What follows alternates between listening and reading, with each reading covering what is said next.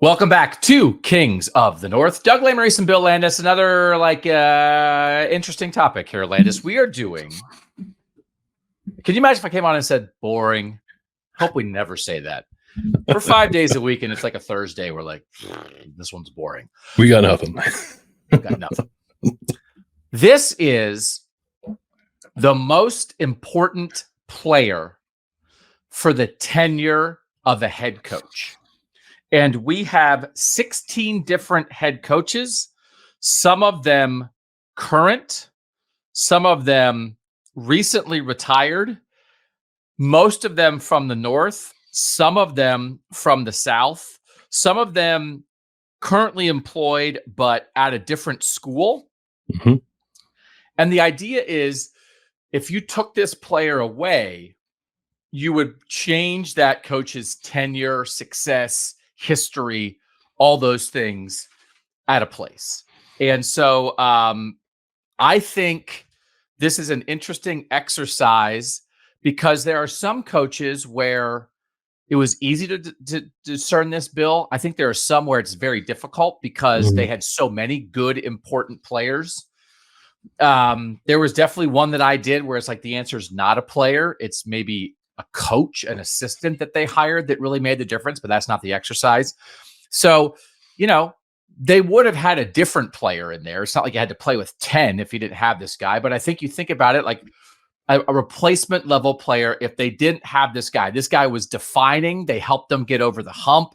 They established something at the school. I think for coaches that have national titles, a player who was critical to winning that national title is a very good way to zero in on that, because there are some guys that you have that great year and it gives you all kinds of leeway for the rest of your career. So we have 16 coaches that we did. What did you think of this exercise?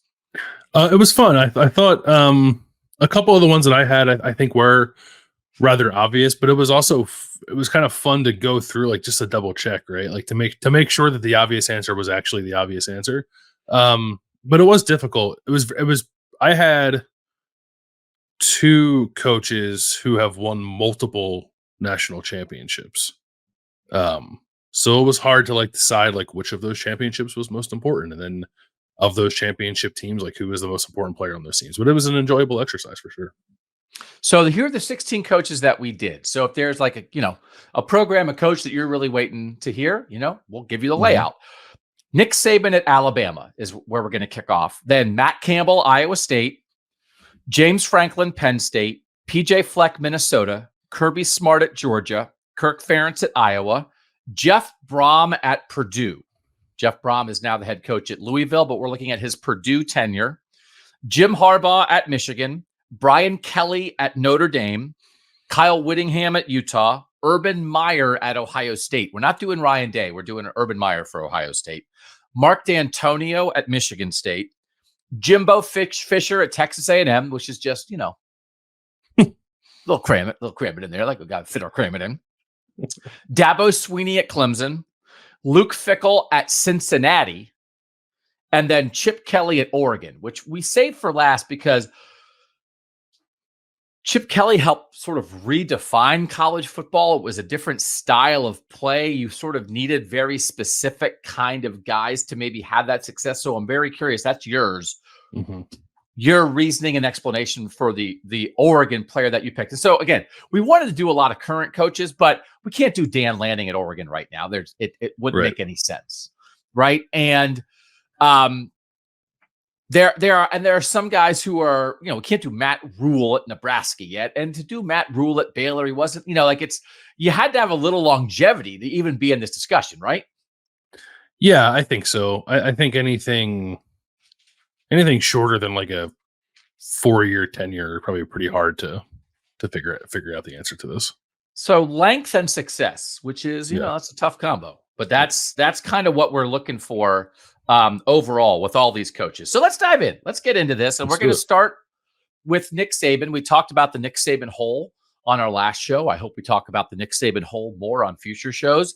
When you think about a tenure of a guy who won 6 national titles at Alabama in 2009, 2011, 2012, 2015, 2017, and 2020, I think you probably have to have a guy who contributed in a major way to one of the national titles. Is that fair? That is fair. Yeah. Okay. So then I came down to two guys for Nick Saban. Do you want to hear the two that I said that I had to choose between? Mm-hmm.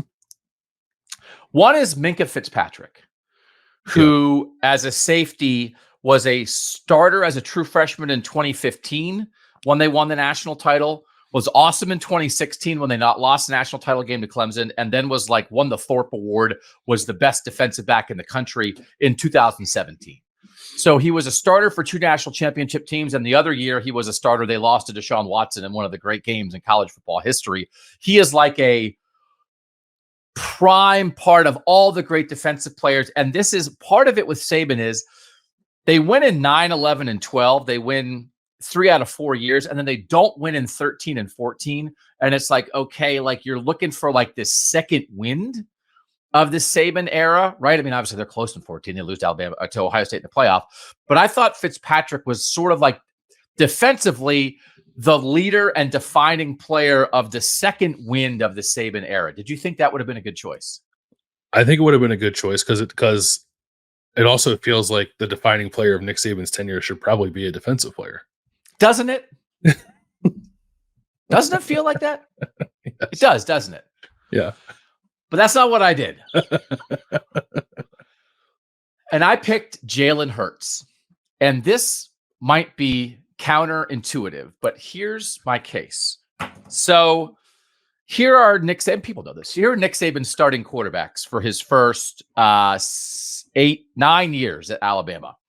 John Parker Wilson, Greg McElroy, AJ McCarron, Blake Sims, Jake Coker. Mm-hmm. Right? Now, they win a national title with Greg McElroy. They win 2 national titles with AJ McCarron. I think you could make an argument for AJ McCarron. AJ McCarron finished second in the Heisman the one year. Yeah. He was a 3-year starter. They won 2 national titles while he was the guy. I think you could make that argument. But I think we all talked about in the moment, Lane Kiffin came in. It was like, hey, Nick, you got to try to play offense. Like, no one thought AJ McCarron and Greg McElroy were actually the best players in college football. So Jalen Hurts is 2 things. He's the beginning of Alabama kind of getting after it when it comes to going after developing great quarterbacks. Now, Jake Coker was a big time guy as well. I get it. They won a national. I don't know. If I had come in here and given you Jake Coker, wouldn't you laugh me off the show? What are we doing? Yes, I would have. Yeah. Okay. So one is they recruit him. I was reading a story about his offer and all those things. Like he has to kind of earn the offer at camp. Then late in the process, after he's committed to Alabama, Texas A&M has some quarterback stuff, and they come back at Jalen Hurts and try to get him to flip, and he doesn't flip. And he comes in as a true freshman in 2016 and leads them to the national title game against Deshaun Watson as a true freshman, which is unbelievable, right? Mm-hmm. Then in 2017, he's the quarterback the whole year. Tua Tagovailoa is hanging out there. They get to the national title game. He gets benched at halftime. Tua leads them to a victory, and we all know the Jalen Hurts story from there. So I think there's 3 points. One is he's kind of like the beginning of them elevating their quarterback recruiting. 2 is he comes in and plays right away at an extremely high level that allows Alabama to maintain its standard, even though he does not finish a national title game as the quarterback. But I think this last point might be the most important one. He loses his job. He stays. He transfers. He goes on to incredible NFL success. He finishes second in the Heisman at Oklahoma. He has things not go his way at Alabama, and he handles his business maybe as well as any high-profile American athlete has handled disappointment in this century. And if he had handled it differently, he might have had the ability to make Nick Saban look like a jerk. Yeah. And he didn't. So he gave Alabama a lot. He wasn't quite good enough. I'm not asking you to feel sorry for Jalen Hurts, but his departure was so classy that it did not stain the Nick Saban legacy in any way. The story of Jalen Hurts losing his job and leaving Alabama is a story of a classy player. It is not a story of a player who lost his job and was benched by an ungrateful coach. And that's why I picked Jalen Hurts. Yeah, I would have picked Minka Fitzpatrick. Go Birds! What about Go Birds? I love Jalen Hurts. It's a great story. I just don't think it's the right pick. All those great defensive players of the Nick Saban era at Alabama, and you pick the starting quarterback who actually didn't win a national championship.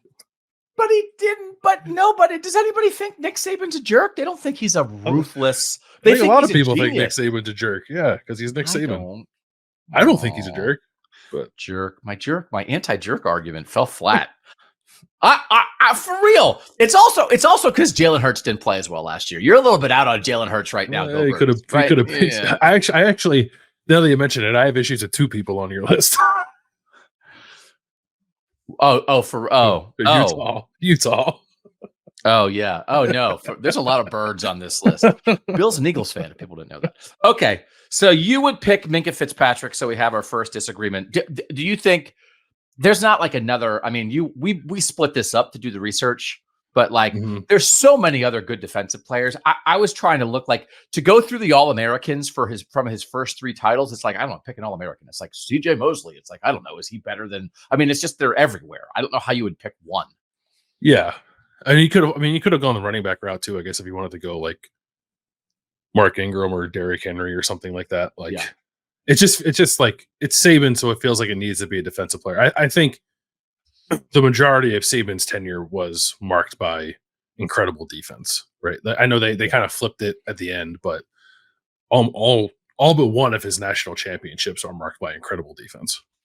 So I did look. This is their by the Brian Fremeau breakdown.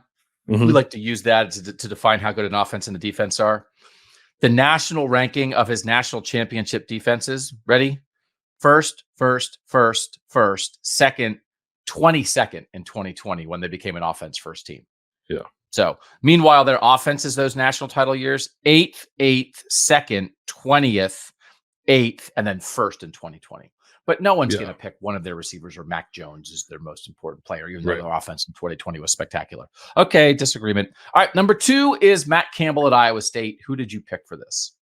I picked Breece Hall, running back. And I actually, in the middle of doing my research, like changed my pick because I was going to pick Brock Purdy. Like you said, you said do Matt Campbell. I was like, it's Brock Purdy. So I just started looking up Brock Purdy stuff, and I was like, I think it's Breece Hall. Yeah, going through this. Breece Hall is the best player from the best season of Iowa State football ever, and I think that's probably the cut and dry argument. Brock Purdy was a good quarterback there. He was the quarterback in 2020. When Iowa State finished first in the regular season standings, finished top 10 in the country, won a major bowl game, like got to a major bowl game, like that. Those were all, it was a season of firsts for Iowa State. And the engine of that team was Breece Hall, who was also the program's, I think, first consensus All-American that year, first unanimous All-American that year, excuse me. Led the country in rushing, was second in the country in rushing touchdowns. Again, he was the man on the best team Iowa State has ever had, at least in terms of like wins, losses, and accolades that year. And we are among the group of people who think Matt Campbell is a very good head coach. Matt Campbell's record 3-9, 8-5, 8-5, 7-6, 9-3, 7-6, 4-8, 7-6. They finished in the top 25 at the end of the year just once when they finished 9th in the year that you're referencing in 2020. I don't want to say coasting, but that year sort of helped create, and I don't want to say myth. I don't want to say Matt Campbell's coasting on a myth, because then someone would cut that out and say, ooh, that's not what I mean. But they've been fine. They've been good. And they had a spectacular year that I think still leaps to mind for people. So it had to be somebody from that tremendous Iowa State year, right? It had to be somebody off that team. Yeah. And I think if you look at Iowa State historically, even if Matt Campbell's record doesn't blow you away, it's still very good at Iowa State historically. And I think there was a 5 5 winning seasons in a row and 6 out of 7. Like, that's hard to do at a place like Iowa State, which is why Matt Campbell gets the credit that he does get. But yeah, it's not like they're winning 10 games a year and winning major bowl games and winning conferences. But he has, I think, elevated the program, no doubt about that. And that season, whatever you want to say about the 2020 college football season, right? Like that was a season where they were at their best, and they played a lot of games that year. They played probably more games than most teams did that year, and they went 9-3. They lost one conference game. They won the Fiesta Bowl, and Breece Hall had, he was in the conversation probably for best player in college football that year with the way that he produced for Iowa State. Yeah, no, I think that's a good pick, and I won't disagree with your pick, Bill. I'll support you in your choice of Breece Hall. Thank you. I appreciate that. Just keep that in mind when we get later in here with things you have problems with. All right, let's go to another one of yours. This is James Franklin at Penn State. Yeah. Let me ask you a question first. If we had opened this to people, not players, the most important person in the tenure of a head coach, would it be a player for James Franklin? It probably would be Joe Moorhead. Okay. That's what I was wondering about. Like the offensive coordinator who in 2016, when they had their best year, like really made that offense go, and feels like has been missed since he left. Yeah, they haven't been able to figure it out since he left. And maybe they haven't figured it out now with Andy Koltelnicki. I think it's quite possible that they do. But yeah, definitely not since Joe Moore left. Okay. So who'd you pick for player? I picked Saquon Barkley, who I think is unequivocally the best player of the James Franklin tenure at Penn State. He's had a lot of really good defensive players, like fewer really good offensive players, but I think Saquon Barkley is clearly the best, and also was the man on their teams for, I think, what was the kind of the peak of the James Franklin era, when they in 2016 won the Big Ten, got to a Rose Bowl, the next year won double-digit games again, and won the Fiesta Bowl. James Franklin has been largely very good at Penn State. It's not like they fell off a cliff after that, but that still feels like the peak of his tenure thus far, that like 2016, 17, 18 kind of range. And Saquon Barkley was like one of the most electric players in college football over that span, and like the guy that made the whole thing go for them. And he was a star from the second he got on campus, and then he ended his career as one of the most decorated players that Penn State has ever had. He left as the program's all-time leader in rushing touchdowns, total touchdowns, and all-purpose yards. He's the only player in program history with 3,000 rushing yards and 1,000 receiving yards. 2-time Silver Football, 2-time Big Ten Offensive Player of the Year, consensus All-American, Horning Award winner, I think, is the most versatile player in college football. And like I said, he was their guy for the probably 2.5-ish year stretch of what I would consider the high point of James Franklin's tenure. Can I give you a contender that would not be the answer, but maybe in another world could have been? Yeah. Micah Parsons?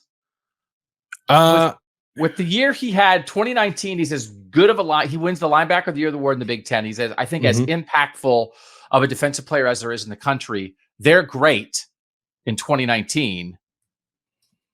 COVID comes, he opts out, doesn't play, and Penn State has a terrible year. Yeah.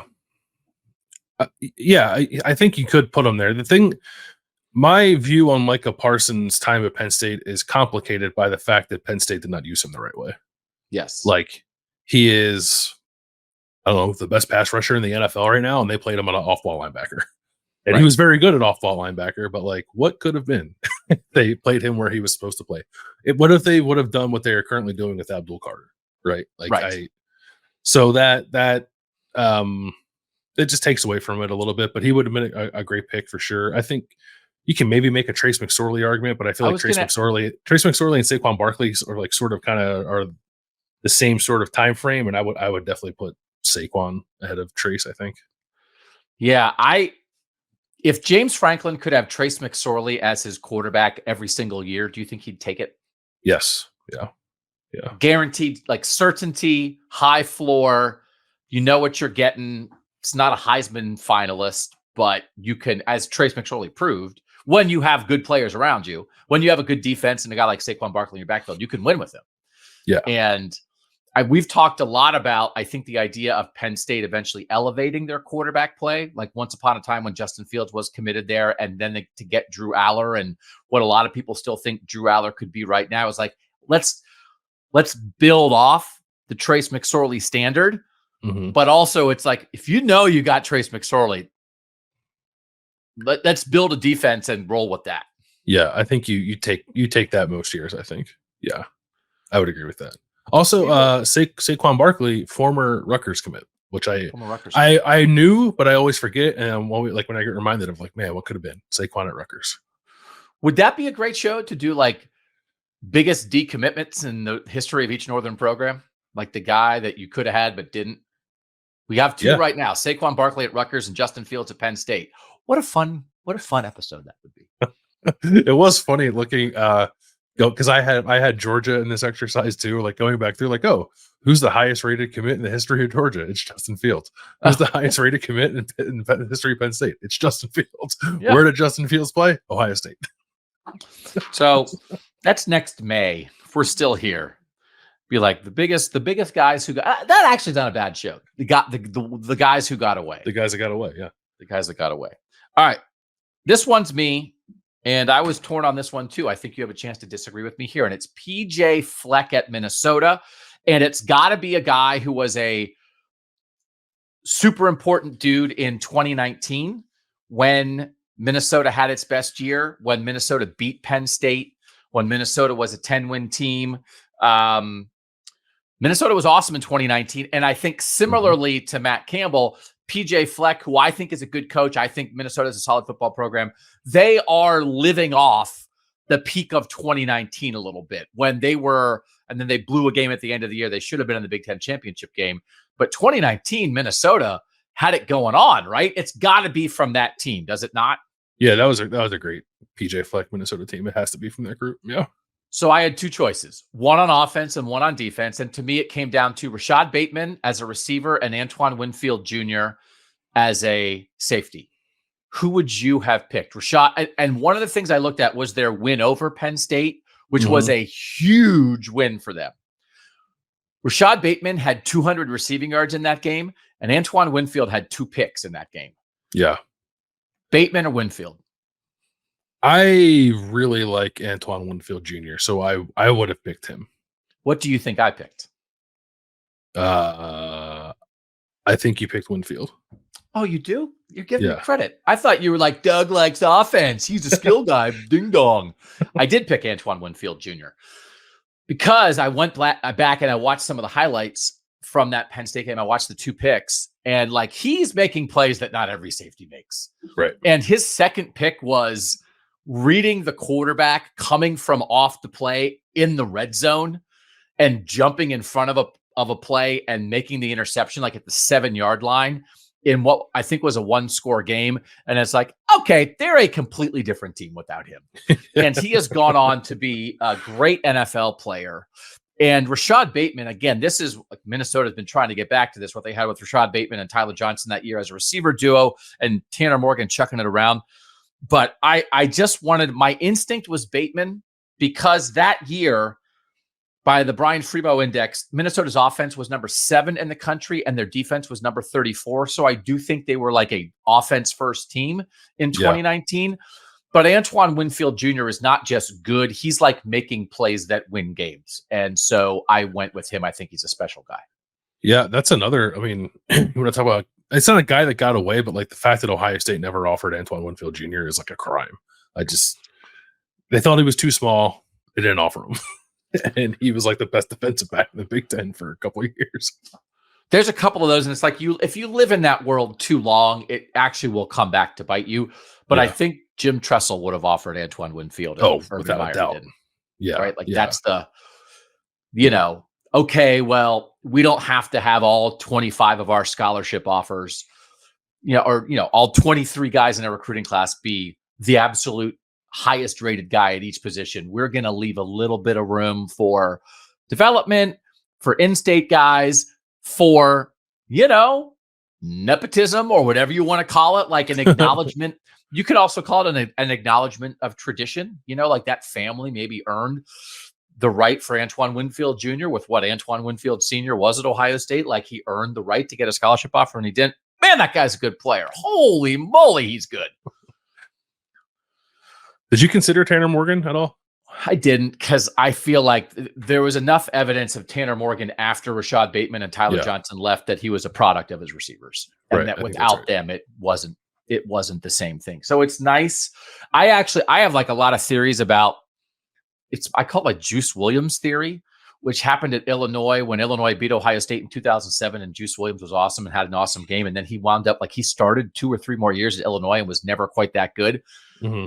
When you have a quarterback who sort of hits like an early peak and then you're like, he's our guy, and then he's mediocre, he can drag you down.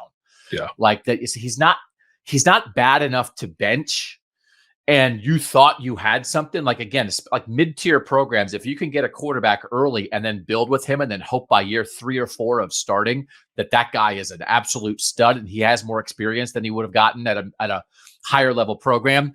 But if he doesn't continue the ascent, if he plateaus or even falls off a little bit, your program can go with him. And I'm not saying Minnesota fell apart, but like if you looked at what Tanner Morgan was in 2019 and you were like, holy moly, let's roll. And then like it never was quite that same way again because you lost 2 NFL receivers. Mm-hmm. I'm not trying. I mean, he had a great year that year. He was great. He did. Great. Yeah. But the receivers were whole mama. All right. Number 5 is Kirby Smart, because we acknowledge the existence of Southern football.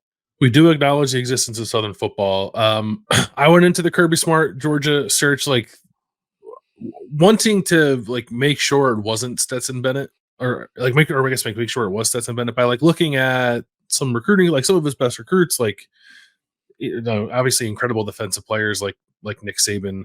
It's Stetson Bennett. Like he's a starting quarterback for 2 national championship teams. And like the story is just insane, right? I think people know it, right? But he was a walk-on. He left. He came back on scholarship because like Georgia was sort of desperate to have a warm body in the quarterback room after Justin Fields left. And he was the backup to like JT Daniels and Dwan Mathis in 2020. And then he becomes a starting quarterback in 2021, wins a title, wins another title. Will never have to pay for anything in Athens, Georgia ever again. He is an absolute legend in that program, so it has to be your guy, Stetson Bennett. Just let me check on something here. I'm just trying to remember. I took a note about this. Something about a great coach who's a defensive first coach, and you pick an offensive player as his greatest player. That's a ridiculous thing to do. Oh, no, remember. The one that I picked won multiple national championships. And then I get benched in one. I could not agree more with your selection. William Landis, you are as fine of a Yankee as I have ever come across in this college football land. I cannot believe you share time on this show with a man like Doug Lesmerises, who would have taken perhaps a player like Nakobe Dean, who is a fine player in his own right, but does not leave the mark of one Stetson Bennett. Do you think do you think they don't win a title? Do they not win the title in 22 if you throw in like who you would have thrown in there? Like Stetson Bennett never comes back. He leaves. He never comes back. And they are doing what they do. They're recruiting quarterbacks. They're trying to figure it out. It's like, I don't know, that because they were in a mess, right? Kirby was blowing the quarterback deal left and right for multiple years there. Some of it is injury stuff. Some of it is a little bit of bad luck. But like when JT Daniels went to Georgia, they were like, yes, this is it. And it was like, no, it is not it. Do they not win? You take a title like 21, maybe they win. 22, they don't. I think 21 they probably win because that defense was so good. But like Ohio State showed you in 22, they're like that defense had some holes in it. Like they were gettable. And Stetson Bennett became like a very good quarterback in 2022 in that offense. So yeah, I don't think they win back-to-back titles if he's not the quarterback. Like I don't know. It's like, do they go into the portal and get whoever the best available transfer was? Like it's hard to say, but I feel comfortable saying I don't think they would have won back-to-back if Stetson wasn't there both years. I do an impression of the guy that's like pretty offensive. And it's because like when he started off, everybody was like, the walk-on story. And I was like, this guy is not good. Can we give up the walk-on story a little bit? Yeah. Can we not have 14 Tom Rinaldi features before every single Georgia game? I get it. He's only playing because they couldn't find anybody else to play. So that's how it started. And then he got good. So I think he went from like almost a negative at quarterback to a neutral to a positive. Mm-hmm. And I thought he was, and in 21 even, I thought he was like holding them back, that they were at times overcoming Stetson Bennett. That I like in the 20 when they lost to Alabama in the SEC title game, right? He was throwing picks left and right. It was like, okay, well, this is the time to pay the bill on trying to start this guy. Oh, how's your walk-on story now, Tom Rinaldi? Did you like those picks against Alabama? The end is nigh. And then it was like, nope, they won. Now a bunch of Bama receivers got hurt. Maybe they got a little bit lucky, and the defense was the greatest defense we've ever seen in college football. So all of that. But then by the end in 22, it's like, dear God, Stetson Bennett, can you save us? And he was like, I am here and I am ready. And it was like, oh, no, this is legit. Like legitimately, Ohio State's just running All-Americans out there all over the field, and Stetson Bennett's like 4 minutes left, game-winning drive. I got this. I got you. Yeah. Like, oh my God. Not where I thought that story was going to end. Did you arrive at Stetson solidly enough that you didn't like dive into defensive guys, or did you have a defensive guy it would have been if it wasn't Stetson Bennett? No, there's just so many defensive players, and also like I don't know if there's one like Minkah Fitzpatrick is like a borderline like generationally good kind of safety, right? I don't know that any of the Georgia defenders of Kirby's tenure, who like again, there's a million of them that are very good. Like I don't know how many of them like actually rise to that level. So like I like Nakobe Dean is one to think of, like Jordan Davis is one to think of for sure, but I don't know. It still felt like Stetson kind of not outshined them, but I think for this exercise is the right pick compared to those guys. Okay. All right. Good choice. I think you wound up in the right place again, partly because there isn't a defensive player who quite rises above.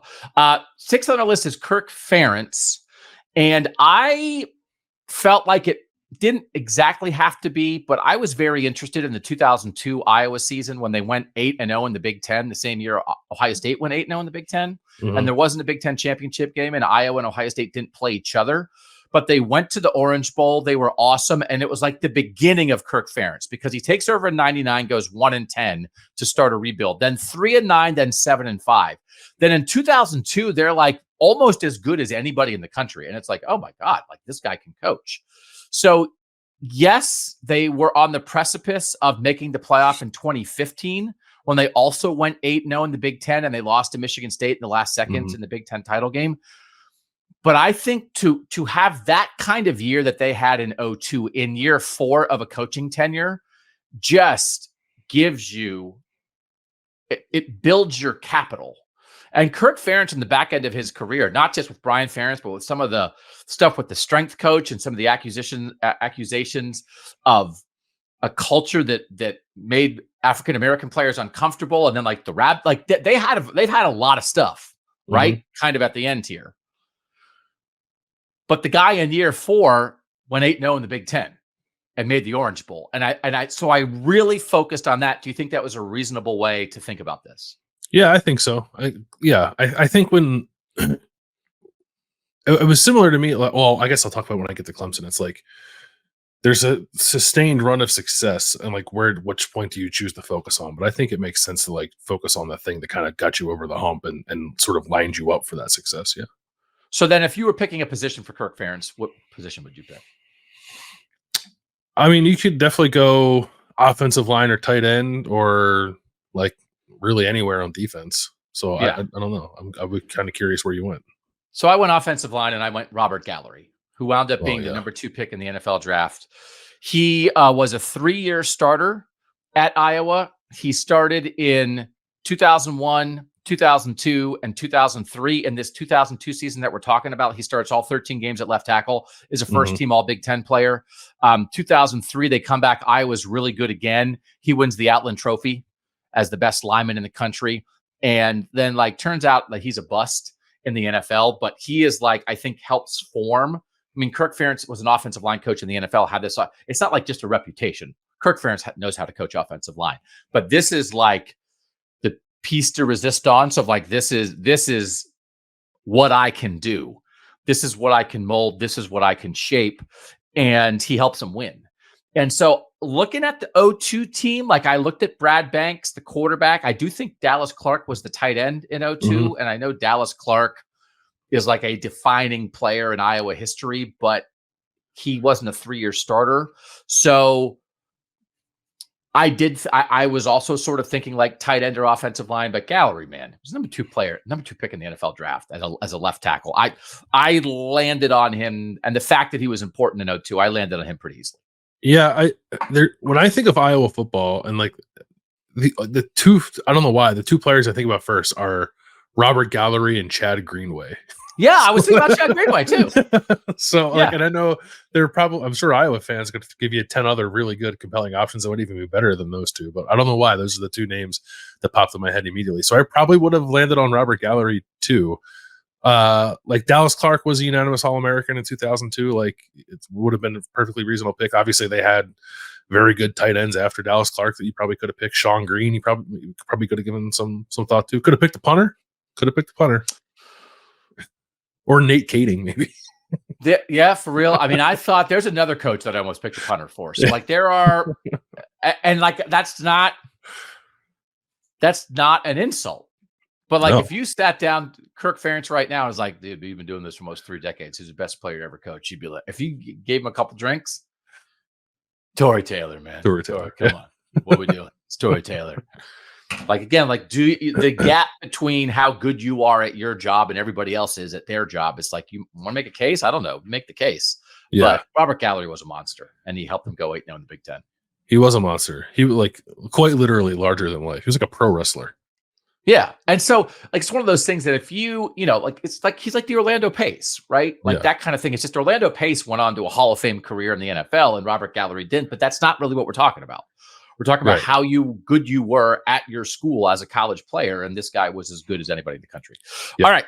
That's our top first 6 coaches that we're going to do. When we come back, we've got Brian Kelly at Notre Dame. We've got Urban Meyer at Ohio State. We've got Kyle Whittingham at Utah. And we'll start off with Jeff Brohm at Purdue, all next on Kings of the North. Back on Kings of the North, we're doing the most important player in the tenures of various famous college football coaches. You have to be around for a little bit. And so I do think this next guy, Bill, is maybe on the edge of qualifying for this. Jeff Brohm at Purdue, 6 years at Purdue from 2017 to 2022. But I think the reason we wanted to do him is because he kind of did it a certain way. And the way he did it, you kind of need certain kind of guys to succeed, right? Is that why Jeff Brohm is interesting in 6 years?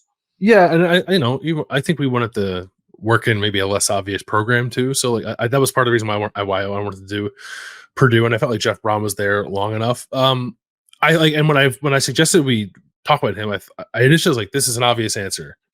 And then I went through, I was like, maybe it's less obvious. Like, no, it's obvious. But I do think there's an argument to be made. Like the best years of Jeff Brohm at Purdue were the last 2, right? They go to the Big Ten championship. I think they won. Does they win 9 games and 8 games? Yes. Yeah, 9-4, 8-5 the last 2 years. 6-3 both years in the Big Ten. So Aidan O'Connell's the quarterback.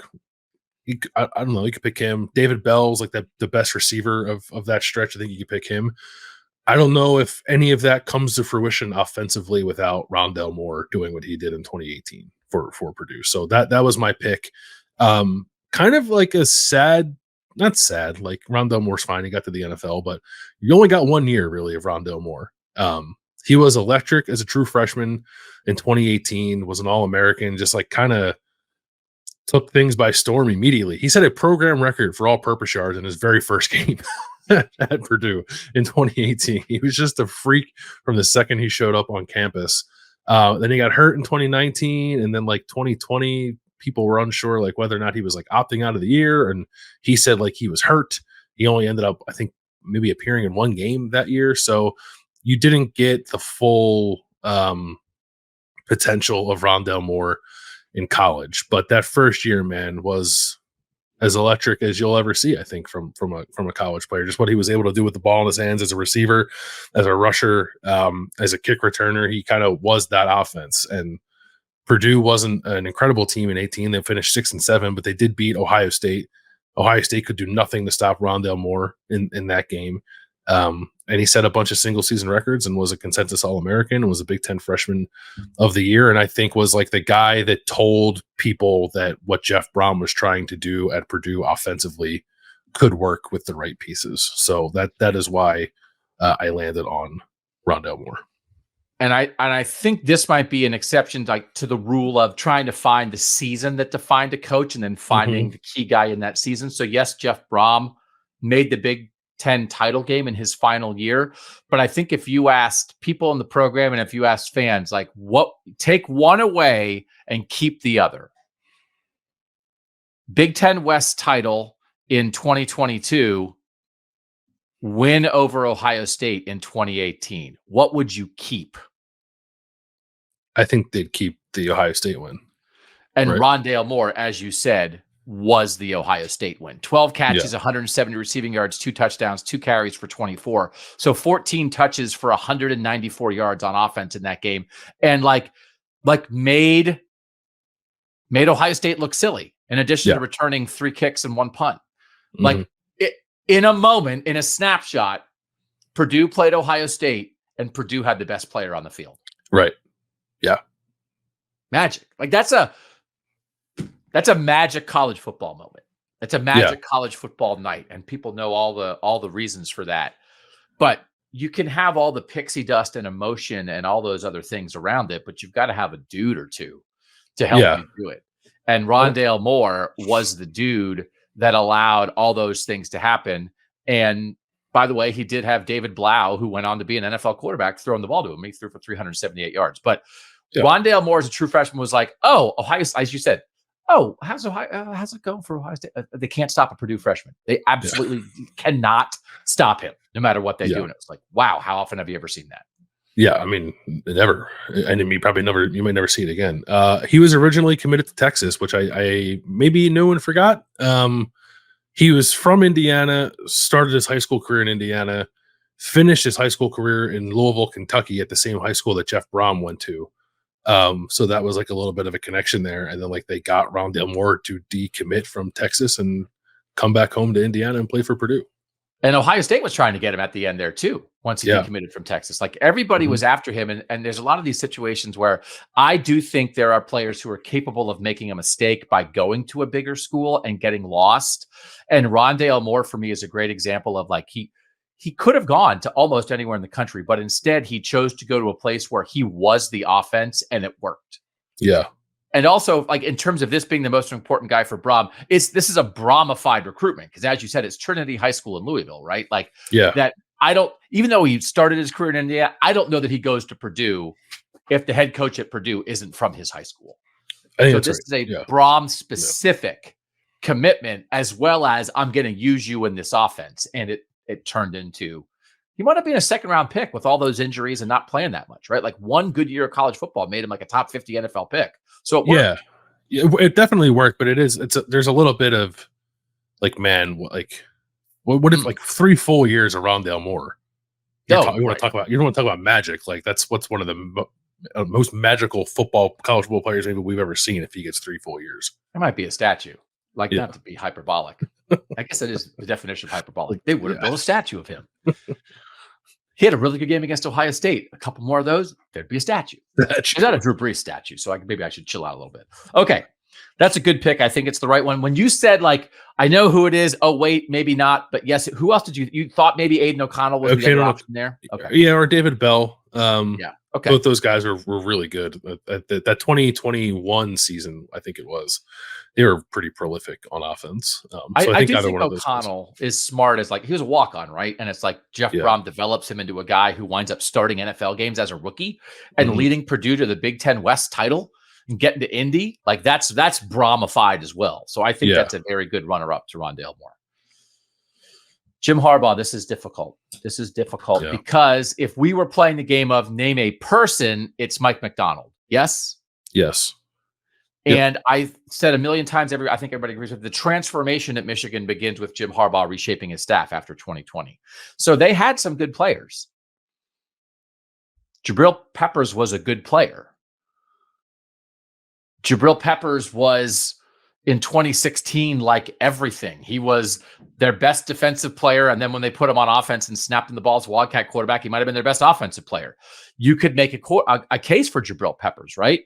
Mm-hmm. And if Michigan gets the edge on the spot when JT Barrett runs into the butt of his own player on fourth down, if he's short there and Michigan wins that 2-3 game in 2016 and Michigan goes to the playoff, and maybe that accelerates what happens in the Jim Harbaugh era, I don't know. I don't think that that was such a devastating loss that it set them back, but that was a moment of hey, this is Michigan's opportunity to get Ohio State, and they fell this short of getting them. If they get them, it's the first Ohio State win. They make the playoff. The answer might be Jabril Peppers, right? Yeah, I think you could do Pepper, maybe Devin Bush off those teams too. Yeah, but they didn't. So then I think you've got to go with somebody who helped get him over the top, right? Is that it's got to be somebody from at least one of the 3 playoff teams in 21, 22, and 23? Yes. Yeah. So then it's difficult because, they're like an offensive line focused team, but man, they kind of were running a bunch of different offensive linemen through there because they had a way of doing things and a development plan, and they did good work in the portal. And, I didn't feel like Zach Zinter was the answer here. You know what I mean? It's like Zach Zinter gets hurt and they win the national title without him. Doesn't mean Zach Zinter's not a great player. So I went with Aidan Hutchinson because as a defensive player, I think he helped get them over the top individually in the Ohio State game in 2021. Also that entire year, he stayed for that last year in 2021 when maybe he didn't have to. And I think after some guys who I just Chase Winovich sort of talked the talk and never quite walked the walk. And then Aidan Hutchinson walked the walk. And so then even though he wasn't there for the national title, I think that Ohio State win, that Big Ten championship, that playoff appearance which ends with a loss is the beginning of what comes next. And so I was okay not going with somebody from the national title team because I picked the guy that I think got Michigan over the hump. Would you have picked Aidan Hutchinson?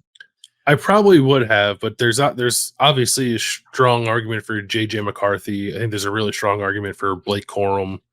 That might be the only 2, maybe. Sainer still, maybe. I don't know, but Sainer still is really good because what we were doing, we were rewatching the 2019 Ohio State Michigan game or something, and it's Mike Sainristil scoring a touchdown on offense, and it's what the and it's oh, what happens to Mike Sainristil? It's he becomes the heartbeat of the defense that wins the national title. It's what? So that's a dude. That's a really good one. Yeah. I love Sainristil. Is that a better answer? No, I think Aidan Hutchinson, even though he was not on the national title team, is kind of the face of resurgent Michigan, aside from Jim Harbaugh. So I think Hutchinson's the right pick. Okay. Because even it's so hard with Blake Corum. It's Blake Corum is awesome. But in 21, Hassan Haskins was kind of the guy ahead of him. And then in 22, when he got hurt, Donovan Edwards was I got this, we're fine. And then in 23, he wasn't quite as good as he was in 22. So he's really important. He's a tremendous college football player, but we almost have concrete examples of what if he wasn't there? And it's I don't know, they'd be fine, which doesn't mean he's not great. Yeah. But with that offensive line and some of the other backs they had, it wasn't quite plug and play, but I didn't lean that direction.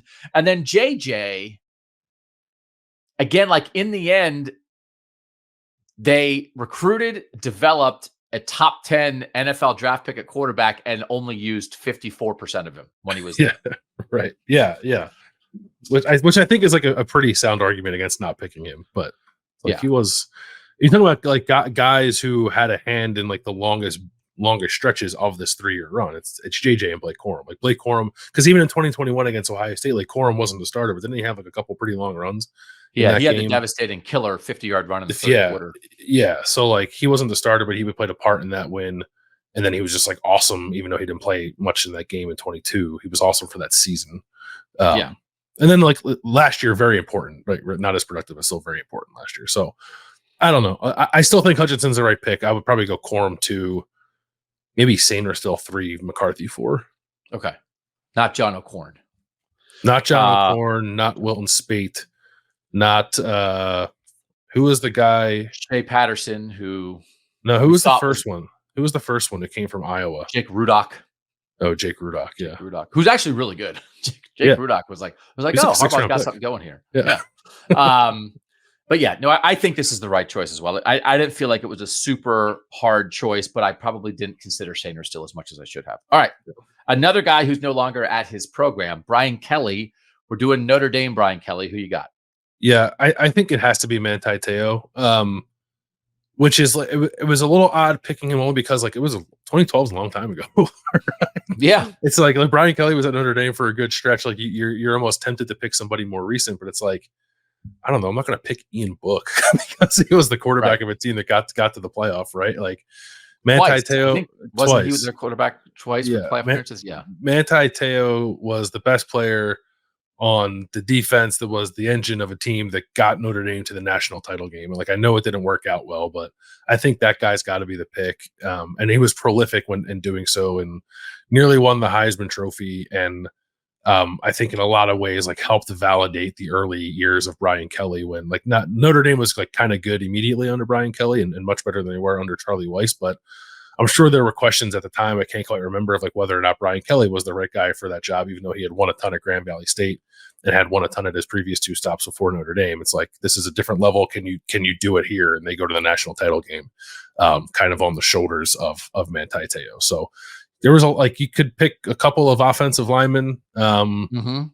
backs, tight ends. Joe wasn't his. Sorry. No, but like Quentin Nelson, Zach Martin, Ronnie Stanley, those kind of guys. Who was the linebacker that got hurt in the Fiesta Bowl?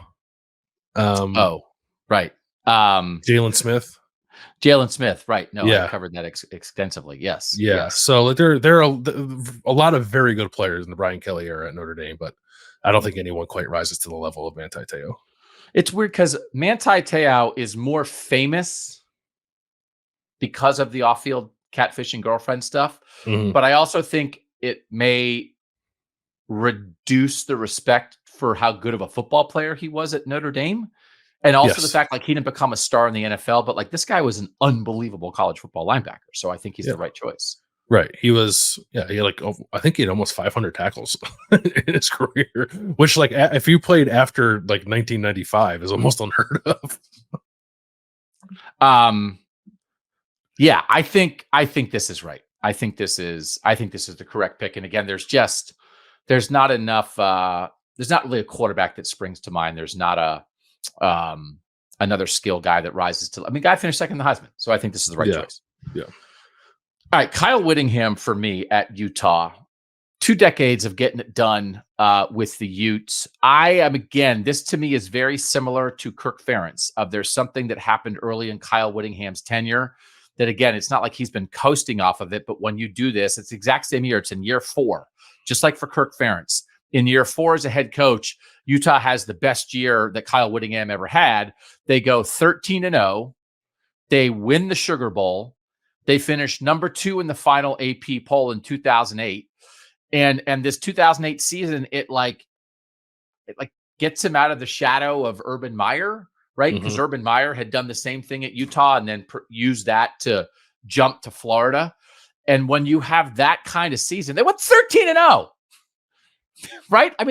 That's wild, man. And to beat I think it was LSU in the national in the Sugar Bowl, excuse me. Of Alabama. They beat Alabama. They beat Alabama. So I think it has to be that year because it lays the foundation for, again, everything that Kyle Whittingham does afterward. And it means that if Kyle Whittingham, has a little bit of a down year, and by the way, he went 5-7 in back-to-back years in 2012 and 2013, but it was still like, hey, remember when we went 13-0 and beat Alabama in the Sugar Bowl? Like you get a long leash after that, brother. So I think it has to be a 2008 player. Yes. I think that's right. Yeah. All right. So then this is what makes you mad because it has to be the quarterback, and it's Brian Johnson, who was the starting quarterback of that Utah team, had actually been the starting quarterback in 05, got hurt and didn't play in 06, and then played in 07 and 08. In 08, he throws 27 touchdown passes against 9 interceptions. In 07, he'd thrown 11 touchdowns and 10 interceptions. So he has a huge year in 08. Against Alabama, they beat Alabama 31-17 when it's like, Utah, they're a fraud. Why should they be here? 31-17, he throws for 336 and 3 touchdowns against Bama to finish off a 13-0 season. Mm-hmm. And his overall record as a starting quarterback at Utah is 26-7. And he makes the cover of Madden. Like, I remember when I did the Madden cover show with Matt Brown, and we were like going through the history, and I was like, who's the what? The Brian who? And it's like, what are we talking about? He won 13-0. He beat Alabama. Of course he made the Madden cover. It's got to be this guy. And just it just so happens now that he's kind of more known for being the offensive coordinator of the Eagles, who wasn't very good recently. Yeah, well, before that, he was a good quarterbacks coach for the Eagles, and I think a pretty good quarterbacks coach at Florida, actually. Again, it's a little odd to me because like Kyle Whittingham, you're picking defense or punter. Right. There's probably 2 Mitch Wisnowski and Tom Hackett. Yes, Tom Hackett.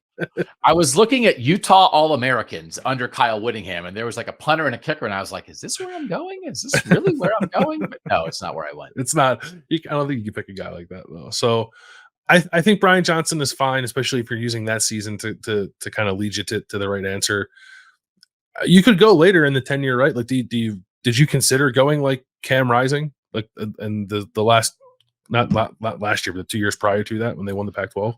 Yeah, let me see what year 7 of Cam Rising looks like. Yeah. I did briefly. I remember, when Ohio State was getting ready to play Utah in the Rose Bowl, right? That like the idea that Devin Lloyd is maybe the best defensive player in Utah football history. Mm-hmm. That caught my attention. And again, as a coach defined by defense who had been a defensive coordinator, I was interested in that. But I just thought for Johnson, it's almost for that game. It was a little bit more of the Rondale Moore argument too. Like in the moment, because of all the things that Utah's done and how great of a program they've been under Kyle Whittingham, they beat Alabama in the Sugar Bowl. Right. Like, that's such a moment. And this guy did it. He drove it. At the end of a great year, he had an unbelievable individual game on the biggest stage in Utah history and helped them finish number 2 in the country when they maybe were set up to get there and get their butt kicked and have everybody say they aren't good enough. And Brian Johnson was like, no, we are good enough. So that was why, even for a defensive coach, I went this way. I like it. I think it's like the guy who like helped usher Utah into like a level of respectability that has endured for a decade. Yeah. Right? Yeah. Yeah. I mean, I think respect, respect the way people viewed Utah football after that game, as opposed to going into that game. And again, Urban had set them up with a great season in 04, right? Mm-hmm. So 2004, Utah goes 12-0. Urban leaves. Kyle Whittingham takes over and coaches the bowl game, but that bowl game is a Fiesta Bowl win over Pitt, right? It's so you wouldn't find a player from that team because that's Urban's team. It was Kyle Whittingham's first game as the head coach. But even that, you finish off an undefeated season by beating Pitt versus finishing off an undefeated season by beating Alabama. I feel like 2004 helped set up 2008, but 2008 was actually what made the new Utah. Yeah. Because I think you maybe could have ascribed the 2004 success to a singular coach. This is just Urban being Urban. My God, the guy wins anywhere. He wins at Utah, right? And now it's like, okay, Urban's gone. Who's Kyle Whittingham? He's a defensive coordinator. What? 13-0, beat Bama. Okay, now it's the program. Yeah, right. I think that's right. All right, Brian Johnson, Kyle Whittingham at Utah. Now, we didn't actually do this on purpose, but now we go into Urban Meyer. So we're doing Ohio State and Urban Meyer, and you are making the choice here. And where are you going? I'm going Joey Bosa, the best player on Urban's national championship team, right? We're in agreement there. You could say Zeke if you think it's Zeke. I think it's Joey Bosa. So talk your talk, and then I'll jump in here.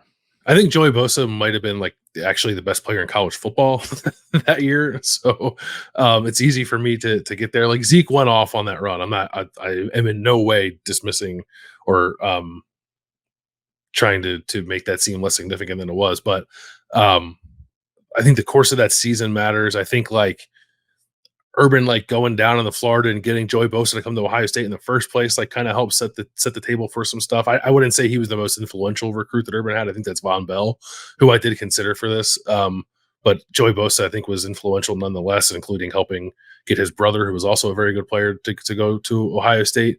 But I just thought like of the early Urban years at Ohio State, Joey Bosa was, I think, the team's best player and the best player on a team that won a national title in 14.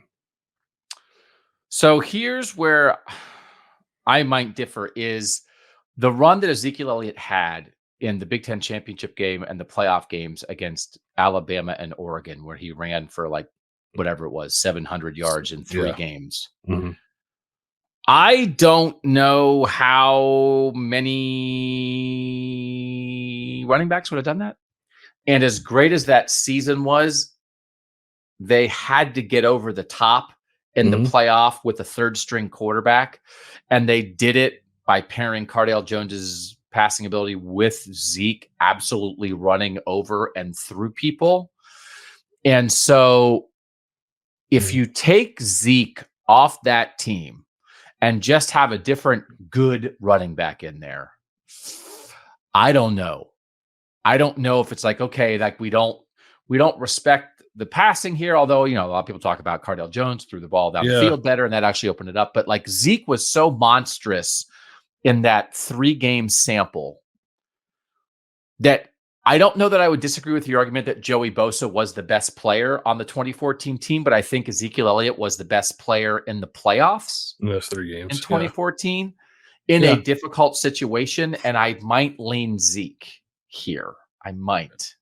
I think Zeke is a fine. I think it's either one of those guys. Because it's got to be a 14 player because it's the national championship, right? That's yes. I think it has to be that. Talking about this, and it's not Card for as good as a story as Cardale Jones is. I don't think it's Cardale, but honestly, like Cardale, I don't want this to come off the wrong way, but like Cardale's emergence does factor into like my view of Zeke a little bit, right? Like I do think like one helped the other, right? Like Zeke was not that the entire season, and then all of a sudden this guy with a cannon on his arm takes over a quarterback who can really stretch the field, and as you said, like different things open up for the offense, and like the offensive line like was much better, right? There's a lot that went into Zeke's success, and I don't know, 95% of it was Zeke, but like, you know, I think you have to take into account the offensive line, take into account the way the offense changed with Cardale Jones too, that helped some of that along. Whereas like Joey Bosa was just sort of like this singularly dominant player on a very good defense. And then was not as productive beyond that because he got attention unlike I've seen a defensive player get since then, at least at Ohio State, with the way that Joey Bosa was like double and triple teamed on almost every snap after that 2014 season. Yeah, I don't disagree with it. I guess it depends how much you view, like how you view the Cardale Zeke thing. Did Cardale help make Zeke, or did Zeke help make Cardale? Yeah. Right. Like I do. I did this exercise with some of our Ohio State fans that we talk with. And I did it for the recent Ohio State coaches, and I did offensive player and defensive player. And so when I did overall actually, and I picked Zeke, and then someone said, well, and I did it for Jim Tressel and Ryan Day, and I picked offensive players for all of them. And then they said, you picked all offensive players. Who would you pick for a defensive player? And then I said, well, it's Joey Bosa, like without a doubt. So I do think it comes down to Bosa or Zeke. And I do think we're at a 51-49 kind of thing here. I'm not going to disagree with Joey Bosa for sure. And if you want to give the edge that Joey begat Nick, which is kind of a big deal, then that might give the edge to Joey. Yeah, it could. I'm also not going to put up a fight if you think it's like, if you or anyone else thinks it's Zeke. Like, it's 1A, 1B, and put whichever one at A you want. Like I don't particularly care. They were both awesome. And again, I wrote a recruiting book about Ohio State, and I did a chapter on the Bosas, but like Joey Bosa picked Ohio State because of Urban Meyer. But Joey Bosa was not an Ohio State fan growing up. His mom had gone to Ohio State. His uncle had gone to Ohio State, but Nick was kind of an Ohio State fan and Joey wasn't. Joey was a little bit more of a do my own thing kind of guy, but he, growing up in Florida, he liked Urban. So he wasn't that interested in Ohio State kind of growing up. And then it was like Urban got to Ohio State and Joey Bosa went, oh, and now he decides to come on a visit. Now he does his thing. And now Ohio State gets Joey Bosa. And now you have this run of 6 years of Bosas. And it's like, okay. So I think, again, there's a part of the recruiting of this that individually, I don't know that every coach, I don't know that any coach at Ohio State would have gotten Joey Bosa, even though there's the family connection. I don't know that every single one would have gotten him. I think that's right. Yeah. But Urban got Joey. Yep. So Urban also got Zeke, but Urban got Joey. Yeah. I when I was like making this pick, I reread the chapter on the Bosas in your book and was reminded that Mark Pantoni, personnel director at Ohio State, was banging the table as loud as anyone could possibly bang the table for Will Muschamp to offer Joey Bosa. And Will Muschamp said, no thanks. And they let Joey Bosa leave the state. Sports be crazy. And I also remember their dad, John Bosa, was a defensive end at Boston College and a first-round pick out of Boston College. And John Bosa was kind of like, I don't think my kids were going to go to Boston College, but they didn't even try. Yeah. It's like these are like nationally ranked players whose dad played at Boston College. And it was like, well, could we we'll probably give you an official. Yeah. Like they didn't even attempt it. And he was like, what's happening here? Bill O'Brien would attempt it now at Boston College. Yeah. All right. So this is an interesting discussion and a good pick. Let's go to one more before the break. This is Michigan State's Mark D'Antonio. Because again, we're not going to do Mel Tucker, Kenneth Walker III. Move on. Right? Like there's no discussion here. Yeah. Mark D'Antonio had, I think people know it, but do you think it's possible that people don't realize quite how good Michigan State was under Mark D'Antonio? Yes. Do you think that's possible? Yeah. I don't think was it like 2010 through like 15 or 16? Yep. Like they were pretty freaking good. Double-digit wins 5 of 6 years between 10 and 15. And the year they went 7-6 in 2012, like they had like 4 offensive line starters get hurt. 2010, 11-2. 2011, 11-3. 2012, 7-6. 2013, 13-1 with a win in the Rose Bowl. 2014, 11-2. 2015, 12-2. So it had to be somebody from that era, right? Mm-hmm. And if I still think this is true, if you say one thing about Michigan State football, what would pop to mind? Michigan State football, what do you think? No fly zone. No fly zone, right? Yeah. So doesn't it have to be the guy who created the no fly zone? Yes. So it's Darqueze Dennard. Yeah. Is this an obvious choice in your mind? I think so. You could have gone one of the quarterbacks, I guess, but I think if you know Michigan State like back then, this is the right pick. Okay. Yeah. So he plays some as a true freshman in 2010, makes 2 starts. 2011 as a sophomore, misses 2 games to injury, but makes 11 starts. And then as a junior in 2012, starts all 13 games, 15 tackles, 3 picks, first team All Big Ten. And then in 2013 as a senior, 62 tackles, 4 picks, wins the Jim Thorpe Award. So like 11, 12, 13, he's as good as any defensive back in college football. And his senior year, when he wins the Thorpe Award, they go 13-1, 8-0 and bid the Big Ten and win the Rose Bowl. And he names something. I think he comes up with the name for the no-fly zone. And so like, it's this dude. And like, I guess, I don't know if you want to have a Connor Cook or Le'Veon Bell or like the best guys from 2015 when they actually made the playoff. I guess we could have that discussion. But Jeremy I think Langford was one that I thought of. Yeah.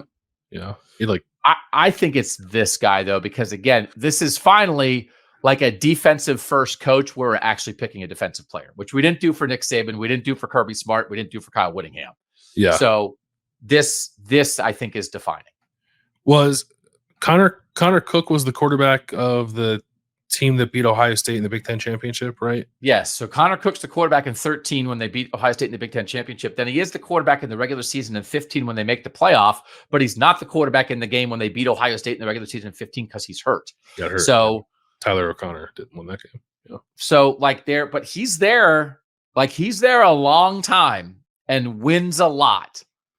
So I think if you want to make a Connor Cook case, you could, but I think he's less definitive than Darqueze Dennard. I think you could. I would not, but he's probably number 2, I would say, but I would say Darqueze Dennard for sure. He's 34-5 as a starter, as a starting quarterback in 13, 14, and 15 at Michigan State. And if he had gone on and if he was like entering year 7 or 8 as a starting quarterback in the NFL, this conversation might be different. Mm-hmm. But he just turned out not to be an NFL quarterback. But man, 34-5 as a starting quarterback at Michigan State. What are we talking about? That's insane. But also they had great defenses. Yeah. So, and the offense didn't have a cool name. So that's right. We talk about names matter. Yeah. Nicknames matter a lot. It's definitive. All right. 12 down, 4 to go. Jimbo Fisher, Dabo Swinney, Luke Fickell, and Chip Kelly. Coming up next on Kings of the North. All right, we are back with controversy here on Kings of the North because I'm about to do Jimbo Fisher, and you thought I was doing Florida State Jimbo Fisher, and I did Texas A&M Jimbo Fisher. Why wouldn't I think that? Why would you do Texas A&M? He was terrible there. But that's why. Yeah, that's why. We're not here to celebrate the South. We're here to tell the South to cram it. I don't want to talk about, hey, Jimbo Fisher did a great job taking over for a legend like Bobby Bowden, including winning a national championship with the Heisman Trophy winner. Great job, Jimbo. That is not that is not the conversation in college football around Jimbo Fisher right now. Great job, Jimbo. I don't think anyone besides Jimbo Fisher has brought up his national title in the last 5 years. That's probably right. To be fair, Jimbo Fisher was the head coach at Florida State for 8 seasons. Between 2010 and 2017. And the other thing is he did this to himself. I know he had went 5 and 6 in his last year, but he took the oil money. He didn't get fired by trigger happy Florida State after winning double-digit games every year. He won 10, 9, 12, 14-0, then in 13, 10, 10, and then 5 games in his tenure. So he won at least 9 games every year, and he went 5 and 6, and he left for the money. So he did it to himself.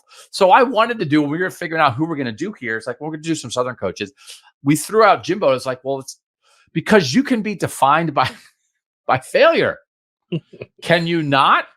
So I am defining Jimbo Fisher by failure, and I am choosing Haynes King as the most important player of Jimbo Fisher's tenure at Texas A&M. And here's why. Because off the 2020 season, when Texas A&M went 9-1 in the COVID year and finished 5th in the final playoff rankings, they were mad. They thought they should have made the playoff ahead of Ohio State because Ohio State didn't play enough games, right? This was, and it felt like this is, Texas A&M was wronged, right? So it's year 3 of Jimbo. They have something to build on. They're mad. They can be mad and also good. And here we go. So Kellen Mond is the starting quarterback for Texas A&M in 2020. He leaves. Haynes King wins the job as the starting quarterback for 2021 and gets hurt in week 2 and is out for the year. And then they don't have a very good year. So they wind up going 8-4, 4-4 in the SEC, playing in the Gator Bowl in 2021 because their starting quarterback got hurt. They played Zach Calzada. Is that the year they beat Bama, though? Zach Calzada beat Bama, and the rest of the time was terrible. Yeah. Very confusing. There was a moment I was very much on the Zach Calzada bandwagon for that long. And then Haynes King comes back and wins the job, I think, again in 2022, and then is not good, and I think gets benched. So it's like if Haynes King stays healthy and then winds up being what people thought he might have been, I think this whole Jimbo Fisher tenure might go a very different way. He winds up transferring to Georgia Tech and being a quarterback there, but it's the beginning of the end. I think the Haynes King injury is the beginning of the end for Jimbo. 8-4 in 21, 5-7 in 22, 6-4 in 23 before he's fired. So that's why I picked Haynes King. Sure. No, I mean, I think the pick makes sense. My mind is still blown that you decided to do A&M. But did you consider picking any of the recruits from 2022 that never played there and left? Walter Nolan or Walter, Evan Stewart or whatever. Yeah. I mean, definitely. But a quarterback can solve a lot of problems, brother. It just goes smooth there. It just goes smooth, and Haynes King is patching over, and maybe all those recruits are more fired up to play if they believe in the quarterback. I don't know. I guess we don't have to spend a lot of time on this. Haynes King. 4-4, 2-6, 4-3. His last 3 years in the SEC, Jimbo Fisher. 10-13 in the SEC his last 3 years. I wonder what he's doing. All the oil guys running him out. I don't know. Get him on the pod. I bet you he'd agree. Did you know? I bet you he'd agree. Haynes King, he'd be like, heck yes. He's only 58. Wow. He's only 58. We can get him on. All right, Dabo. You do Dabo. Bring him home, West Virginia. Dabo's. By the way, if Neil Brown's seat heats up at all, West Virginia was good last year, and Jimbo was like, darn it. Yeah. He was. Jimbo Fisher's the head coach. Nick Saban as a defensive coordinator at West Virginia. If things go south this year, $100 million buyout goes a long way in Morgantown. Dabo's a lot of couches. Dabo Swinney is. I went with Deshaun Watson. Right? I think you can make a Trevor Lawrence argument, but I think you got to go with the guy who was kind of first. I mean, you can maybe even make a Taj Boyd argument if you wanted to, but Deshaun Watson is the guy Taj Boyd. Yeah, Taj Boyd. Yeah. I think Deshaun Watson is the guy that gets them over the hump to win their first national title under Dabo is the right pick. And he was the best quarterback in college football over his tenure. It was an incredible recruiting win for Clemson. They got on Deshaun Watson very early. I think he committed when he was a sophomore in high school. They just won that recruitment from the jump and locked down a guy that everybody was after. He's one of the most prolific high school quarterbacks in Georgia history. He started all 4 years of his high school career. And Clemson got him to lead the state, similarly to the way they got Trevor Lawrence to lead the state of Georgia, to come to Clemson and be the face of that program. And Deshaun Watson, I think, in a lot of ways makes Dabo because he legitimizes Dabo's way of operating by showing that's a way that you can win a national championship. So I think, this one's obvious because I think you could make an argument that Deshaun Watson to Dabo Swinney is the most important player-coach relationship in modern college football. Mm-hmm. I think Vince Young, Mac Brown, right, is probably in that conversation. Tim Tebow, Urban Meyer is in that conversation. Archie Griffin, Woody Hayes is in that conversation. Jim Harbaugh, Bo Schembechler might be in that conversation, honestly, with what everything about the Harbaugh family then begat after playing for Bo Schembechler. And now we're doing another show. Let's write this down. But that actually is a good show. Yeah. I do think that because Deshaun, this is one of those things too. And when we did this on our Ohio State show, we did do it with Ryan Day. It's I think if we're not doing Ryan Day on this show, but who's Ryan Day's most important player? It's probably Justin Fields, because Justin Fields helps lead to CJ Stroud, right? Which is why, yes, Trevor Lawrence is great, but Deshaun Watson helps lead to Trevor Lawrence, right? That's one of those things where Taj Boyd was awesome. He was, but Deshaun was next level. Yes. And now Clemson becomes a place that can go in and get the number one quarterback in the country because Deshaun Watson won a national title there. And they said, look what we do with this guy. We'll do it with you.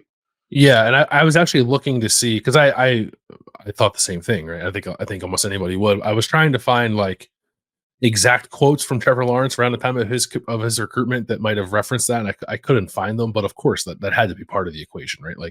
Maybe Trevor Lawrence ends up there anyway, because Dabo is a good recruiter and is excellent at selling his vision and getting people to buy into it. And I did feel like Trevor Lawrence kind of wanted to do something a little bit different than just stay home and go to Georgia. But I probably believe pretty strongly that they would not have gotten him had Deshaun Watson not had the success that he had. Yeah. So that's a good pick. Dabo, good luck. Dabo. Cade Klubnik was the next guy. Cade Klubnik's number one quarterback in his class, and kind of hasn't happened all the way yet. DJ was the next guy. That's right. Doesn't always hit. They kept getting. They've gotten great quarterbacks. Deshaun Watson to Trevor Lawrence to DJ Uiagalelei to Cade Klubnik is like one of the top 5 quarterbacks in each of those classes. It's just that DJ and Cade have not hit the way that Deshaun and Trevor hit, and the result is Clemson's not Clemson right now. Right. Yeah, and I think that's a Clemson offense conversation. I think yes, which is like not Deshaun Watson and Trevor Lawrence found the way to succeed, despite what they were trying to do offensively. So 2 left. We're going back to the North. We're going to do Luke Fickell at Cincinnati. And I don't know if we would consider this one obvious as well, but it's Sauce Gardner at corner as a 3-star recruit out of Detroit that kind of had like MAC offers. And he goes to Cincinnati, and then he and they develop him into a top 5 NFL draft pick and the best cornerback in the country. And that team that makes the playoff and has the greatest season in Cincinnati football history is defined not just by its defense, but by its secondary.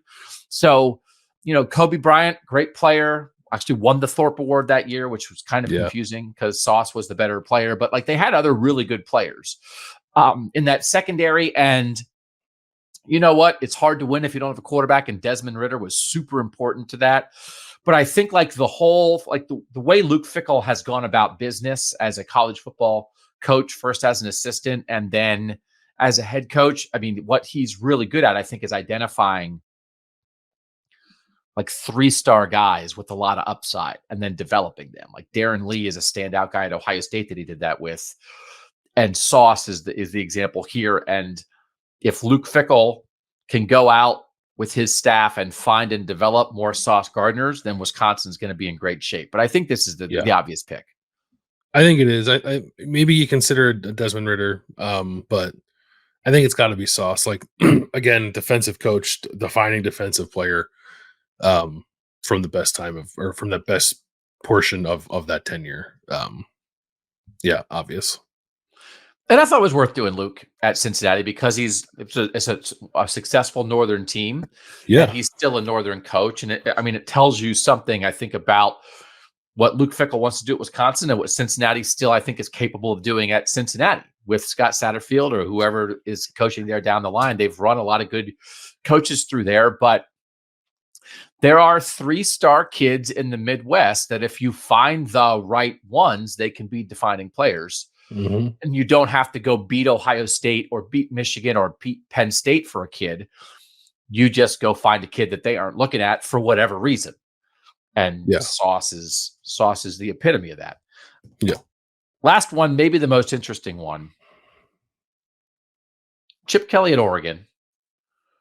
Do you agree with like the idea that like Chip Kelly at Oregon is a certain way of playing football that may require certain players in a way that not every program does?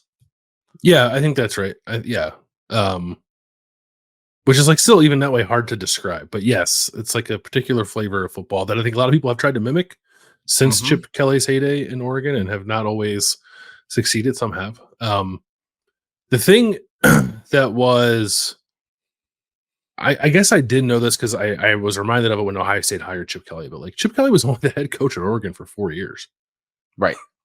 Like, you think of this like transformational era of college football, and it very much was, but it was only 4 years. So like it did limit a little bit the pool of players to choose from.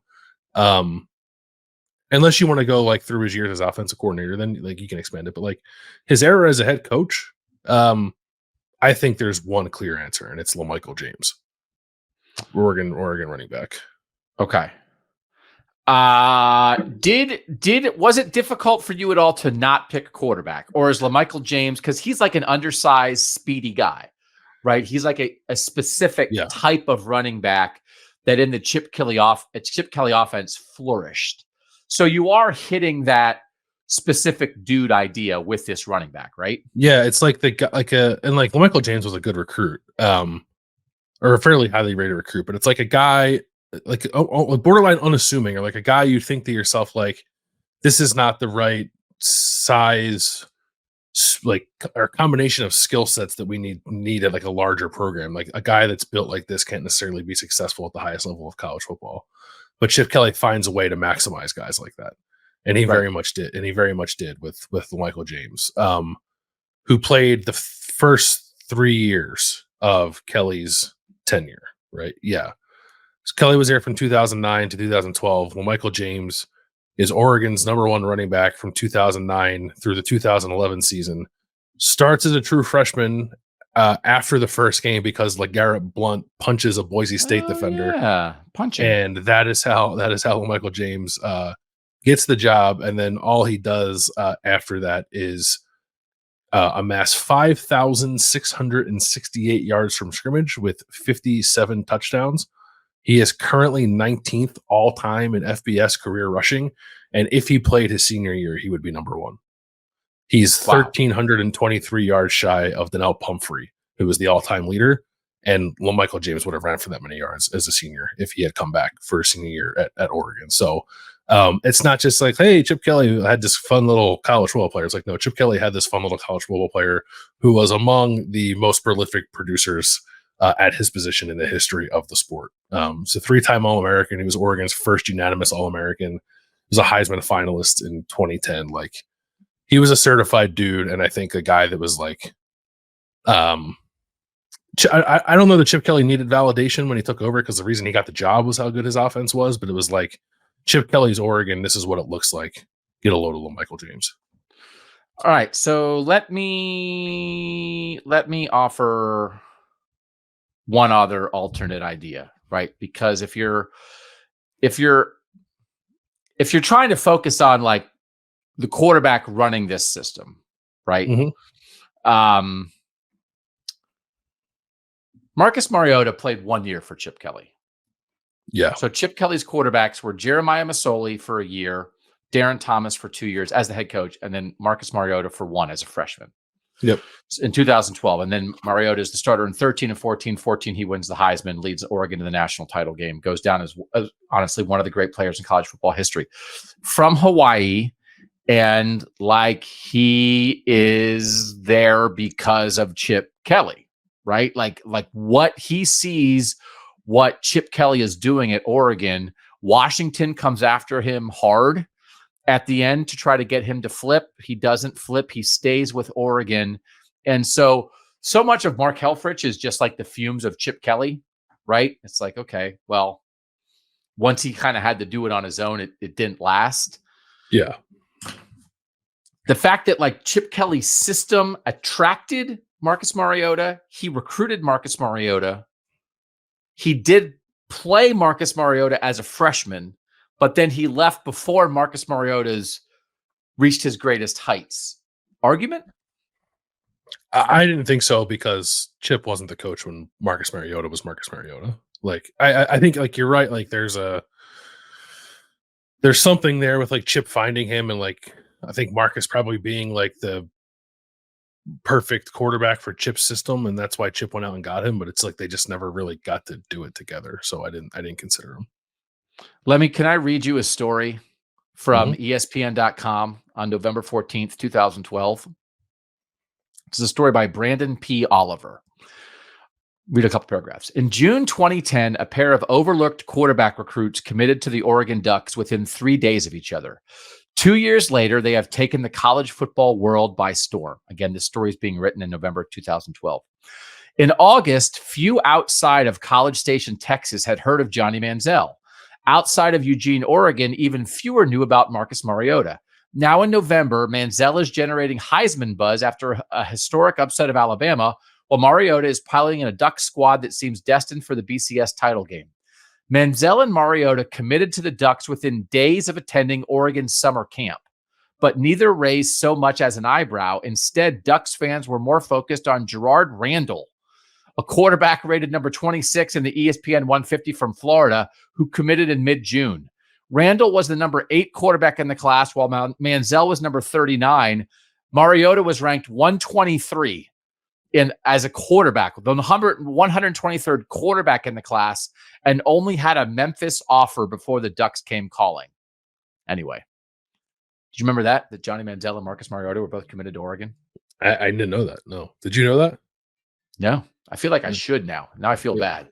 But it's the magic of Chip Kelly. So I think it's a good pick because isn't that so interesting? It's like everyone remembers the LeGarrette Blount punch, right? And he's a big back, and then they put in this little back, and it's like the beginning because that's Chip Kelly's first game is the loss to Boise State and the punch, right? That's Chip Kelly's first game. And it's not only coincidental, but like the fact of the matter of what happened helps launch the Chip Kelly era because they're like, the heck with this. We're going to play a 5'9", 140-pound running back and watch him run all over the place. Yeah, and they did bring back LeGarrette. LeGarrette Blount was suspended for the rest of that season, but did come back to the team, but like never got his job back because Michael James just like wasn't allowing anybody else onto the field. Yeah. Well, a guy who would have been the NCAA's all-time leading rusher is a pretty good choice. So, I don't know if you would have said to me, to either of us, if I had said, how many years was Chip Kelly the head coach at Oregon before we double check this? What would you have said? I would have said like 8. Yeah, I think I would have said 7 or 8. Yeah. So what a legacy, man. I wonder, we could get it, and I'm sure he's done it, but to sit and ask Chip Kelly, do you wish you would have stayed? What would have happened had you stayed? And what was your mindset in that moment? Because like I always say with all these jobs, like Dan Hurley just turning down the Lakers and stuff, there's a certain level of offer or opportunity that you get, or you reach a peak where like you're hot, this is your opportunity, where the choice really is, I'm going to stay here my whole life or I'm going to go. And if you're not saying to yourself, I'm going to stay here my whole life, then it's like, well, now is the time to go. Right. Because you're never going to be hotter. You're never going to have greater opportunities. He had NFL teams absolutely fighting over him. Right. So he must have, as a guy from New Hampshire, he clearly said to himself, I am not going to be the Oregon Ducks head coach for the next 25 years. That just is not what I want to be. It's not on my radar. So then he's like, well, then I should go now. But what if he'd stayed? What do you think? Like, what would Oregon football be right now? Like, would he have been, I don't know, at least Dabo? Would he have a couple national titles? Like, would he have been, I mean, look how good the Lincoln 2014 Riley team. The 2014 team was good enough to get to the national title game with Mark Helfrich as its head coach, and clearly he was not a very good head coach. Like, I don't know, and not to make Ohio State fans angry, but like, it's unreasonable to say that they would have won the national title that year if Chip Kelly was their head coach. Yeah, so I think they would have kept recruiting, right? I mean, all the resource conversations that we have now in the NIL era around Oregon, you would have been, the draw of Nike, all the uniform stuff that was going on there, but also you have a guy who schematically maybe seems to be ahead of the game a little bit. The sport caught up, right? Which is also one of those of sometimes maybe get out. He got out before all of college football caught up, but it's like anything else, right? This is my example for this. You ever been to the Anchor Bar? This is written long. It's okay. When you get to an hour 30, it's like if you're still here, you can hear a story. You ever been to the Anchor Bar in Buffalo? I have. Where they invented buffalo wings, right? Yep. They invented them. Did you have the wings? I did. Did you think they were the best wings you ever had? I sure didn't. No, because everybody has copied them. So when they came out, it was like, these are literally the best things I've ever eaten. This place is unbelievable. And then everybody copies you, and then you're not the best anymore. So everybody copied Chip Kelly. So he got out before it was like, oh, well, I mean, everybody runs that offense. This guy does it better.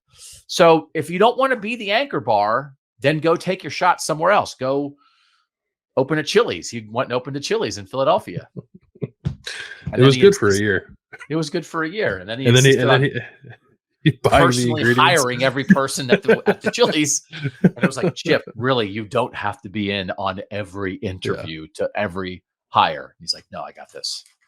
And he didn't. And then he just kept hiring people from the Pac-12. Yeah. It'll be fine. It'll be fine.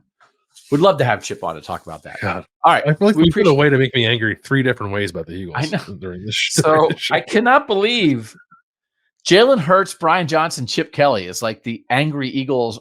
Thank goodness we did not run through. I don't even know who's Carson Wentz's coach in college. We didn't. Was it Chris Kleiman? Oh God, we probably should have done Chris Kleiman. You were on the precipice. That would have been it. And Bill has left the show. We have entered the Carson Wentz zone.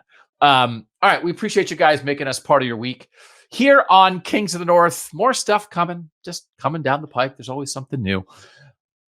And the season's going to be here before you know it. So tell a friend, tell a neighbor. Kings of the North is the place to be for national college football talk with a northern flavor. As always, thanks to our producer, Mike Yorostowski, for making us look good and sound good. He's Bill Landis. I'm Doug Lesmerises. And that was Kings of the North.